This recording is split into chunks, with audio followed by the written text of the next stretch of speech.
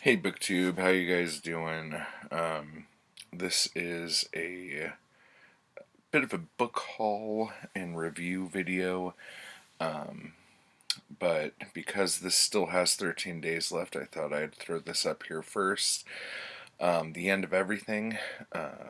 It is a book that I wrote back in December, and trying to put together the nice paperback and audiobook versions of this. We're at 27% of the goal, 13 days left. The world is in turmoil and shit right now. So give if you can. If you can't, don't worry about it. If you could help me though by just sharing it around, I would appreciate it so much. It is a weird time we're in. So weird that I have tons of videos that I've been wanting to do, and I haven't even been wanting to record any videos. So, link in description below. The basic reason why is I don't know. I feel awkward making videos right now. I feel awkward doing anything right now. I feel awkward being on YouTube because I feel like every time I go on YouTube, I end up seeing a bunch of stuff about the stuff we're not supposed to talk about, according to YouTube protocol. So, just everything is really weird right now. And sorry for the lighting and everything. I just had to, because like every morning for the last like 2 weeks, I sit down and I'm like, okay, I'm going to do the video. And then I talk myself out of it. So the only way I was able to do this was to just go ahead and do it. So basically, how this is going to go is I'm going to show you guys some books I've hauled, and then review said books as we go. Because a lot of these I've had now for like a month, and I've already gone through them. We actually have quite a few hauls we can do, Zoe and myself. So, I don't know. I wasn't even going to do this. I was talking to Britt over at Brit the Change, and she was just saying, like, it might be nice to have a video from you. It might make some people feel better since they like watching you. So, feel better, everyone, because I said so. So, one of the things I want to show you, and I have to show you this quick because I only have 4% on my phone. My screen is shattered, so I don't even know if you'll be able to see it. This right here, you could see it. It is the Wormwood Review, issue 91, which is Prospects by Steve Richmond. And Wormwood Review was like a poetry magazine. It was basically a zine, but back in these old days that we speak of, they were known as Littles. And the Wormwood Review has tons of cool stuff. And there's a website that I found that has every issue, and I think it ran from like the 60s through the late 90s. But they have, like, if you, I don't want to put a link because last time I put a link to something that was free online. I put the link up, and within a week, the site got taken down or something like that.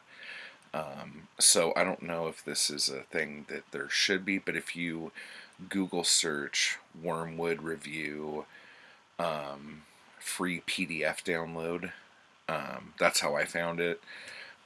You'll find it. Now, Steve Richmond was one of those LA poets from the 60s and 70s.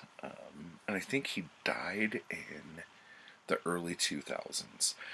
But he was really good friends with Jim Morrison and helped Jim Morrison's writing, I guess. But his stuff is really weird because a lot of his stuff he wrote to, I'm going to pronounce this wrong, but Gagaku music, which is, I guess, kind of like a Japanese classical music thing. But he wrote poetry about demons that he could see and that visited him. And, wow. I don't know what else to say about Steve Richmond stuff. And I haven't found any of his books. I've seen some of them online. They're kind of pricey, like older prints of his books. But I'm going to keep looking because I want to say refreshing is the best way to describe it, because I don't know anyone else who writes really clear, crisp poetry about that kind of shit. And it was just like, it's good stuff. So it's Wormwood Review number 91, Prospects by Steve Richmond. The actual issue has a lot of other stuff in it, but then like the last half of the book is just a chapbook of Steve Richmond stuff, and it's good stuff. Next, let's go to Al Purdy, the Canadian poet with the most 1960s cover I've ever seen.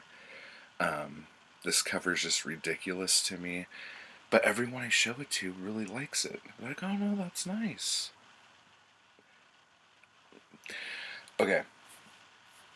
There are some really good poems in here. There's this one great one about him unscrewing a screw in a 100-year-old house that he knows that 100 years ago some dude screwed in there.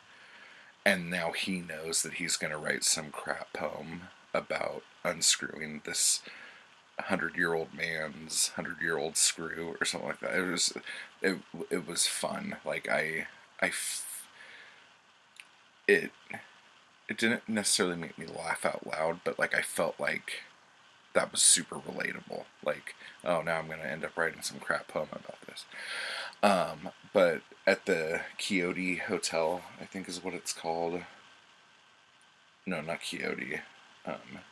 Quint Hotel, which is, I don't know if that's his most famous piece, but I read that before in a different book of his. A couple months ago I did a video about it, and that's in here too. This is, oh, I didn't even tell you, Poems for All the Annettes. To be honest, I like how he writes, but I don't really like his content. I don't like his use of words, but I like how he has his words on the page, if that makes sense to you. So I think most people would actually really enjoy this. So give this a shot if you are curious. Now this, I have to ask you to help me if I'm missing something. But I found a copy of this book for $1, free shipping. So I figured, what the heck? And it is the Cantos 1 through 95 by Ezra Pound. This thing, to me, is just very, very dense. One of the things I love about finding or buying old library books is when they actually have the library card and stuff in it.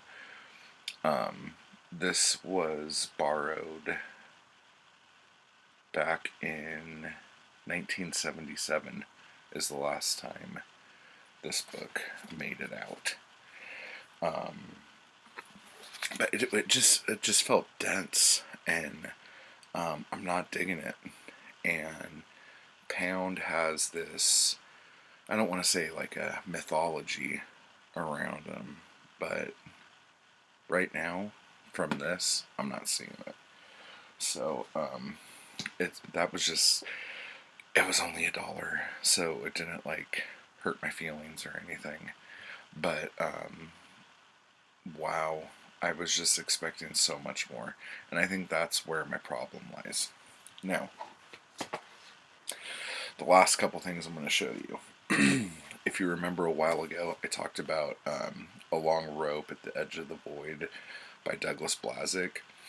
And this is some of his stuff that he took his old poetry and rewrote it into almost incomprehensible pap. Sort of. But I went out and got Skull Juices, which was put out in 1970. 1,000 copies were made. It's got this cool little inked drawing in here, title page, which is awesome because you could see the pin. Oh, you can't really see it, can you? The pin leak through some of the parts on here. But this has got to be probably the best book of poetry I've ever read. Like, no crap. Like, I'm completely serious here. It's just so real, and like there's this one about like the gas man showing up at the door because he hadn't paid the bill and he needed money right away or else he was going to turn off his gas and all that stuff. And like, I've had that exact same thing happen. And the feelings and emotions that he has in that, it's just like, I'm like, dude, like, I don't know, been there, done that kind of thing. Great line work. Most of it is super crisp. The one thing I don't like about stuff is when you get a collection and people will like reuse a metaphor or something in like the very next poem or something. And I just think that's bad placement. Like, you put the book together poorly or something like that. But yeah, Skull Juices by Blazek is like the best book of poetry I've ever read, for sure. So then I picked up this on Abe, Flux and Reflux, which is another book of his from the same year, and shockingly, I didn't get the dust jacket with it. But the cover is supposed to look like this, I guess. And this, the line work is the same. It's good. It's not as good as Skull Juices. This was good, but not as good. So, I'm going to go through it a couple more times just to make sure. But I just wanted to show you a bunch of books that are not Bukowski that are really good.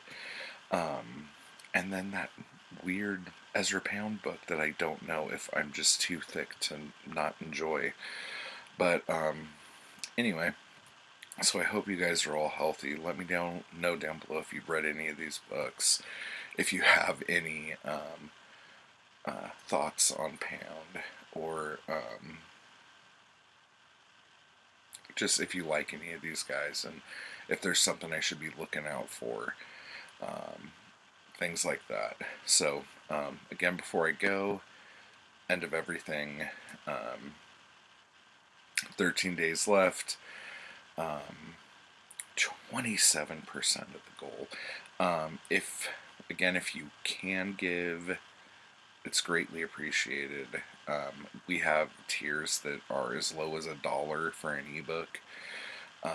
So please just check the link below and give it a look and see what's what. Okay? So thank you guys so much, and I will see you later.